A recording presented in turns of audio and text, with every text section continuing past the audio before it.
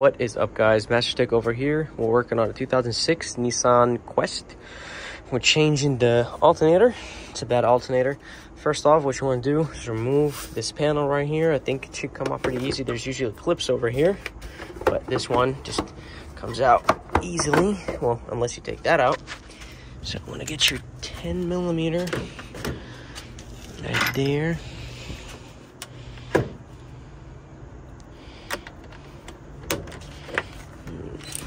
Take that out.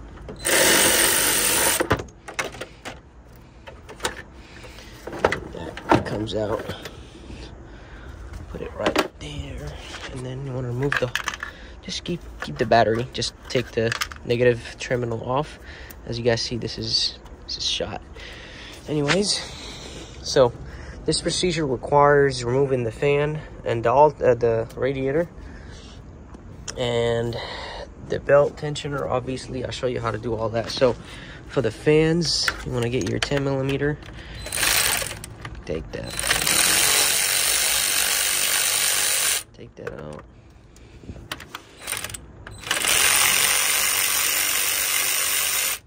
Nope. Get that. And then always get a metal tray like this. Put it right there. Take these screws off. Put it right here. Then you want to take this out. Now, you don't want to remove it with pliers. You can use something like this, but obviously I can remove it with pliers because it's easy to reach. They say do not use a tool unless you don't really have.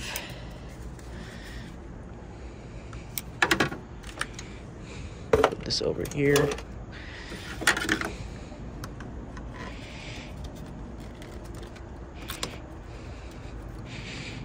This right there.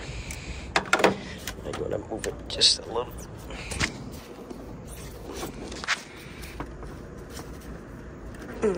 Take some time with this. Take this one off.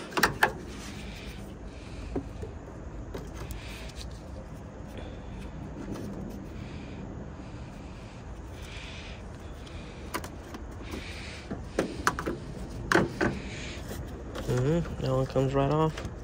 And then you might have to remove this whole bracket because it's holding the radiator in place. I'll actually, let me get right back to you. Just remove this hose right here as I showed you. Disconnected the fan lines from over here. It's actually very easy. You just click it, pull it.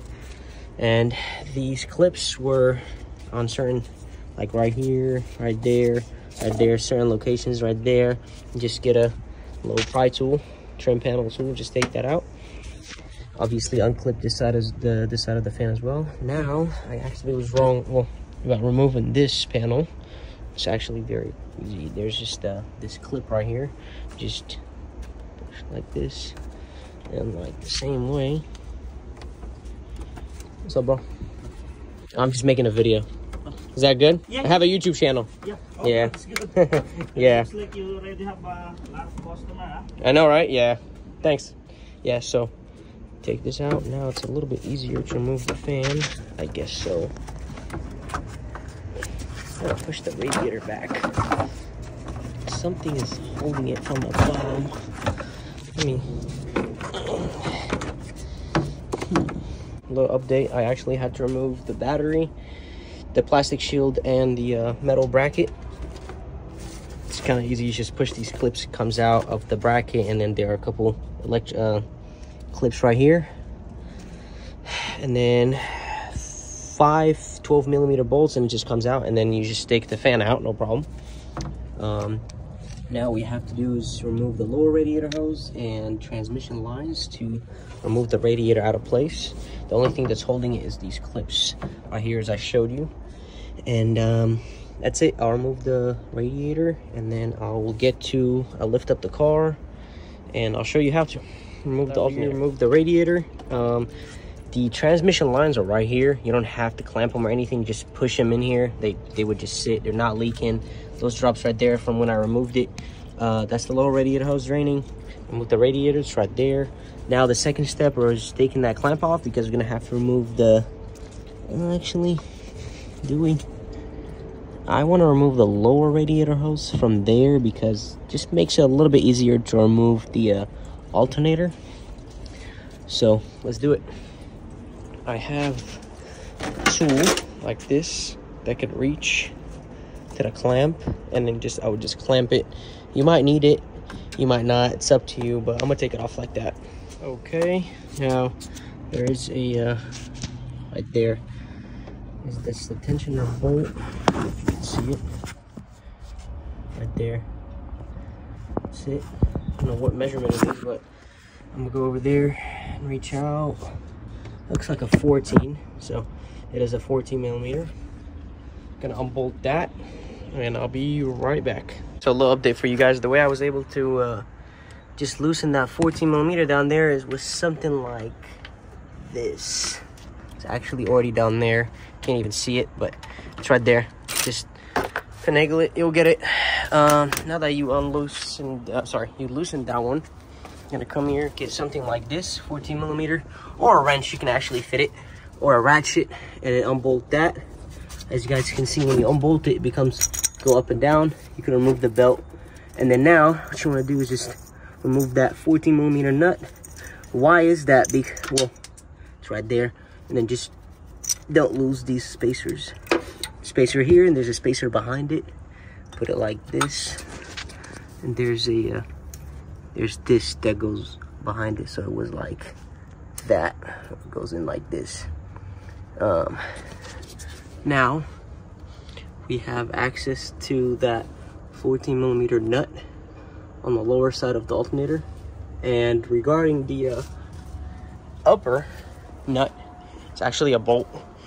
It's right there, right there, right there. So, and it's looks just like that. Now what I'm gonna do is get my 14 millimeter with the ratchet, remove the bolt, and it'll be easy to just remove it from here. I'll show you in a little bit.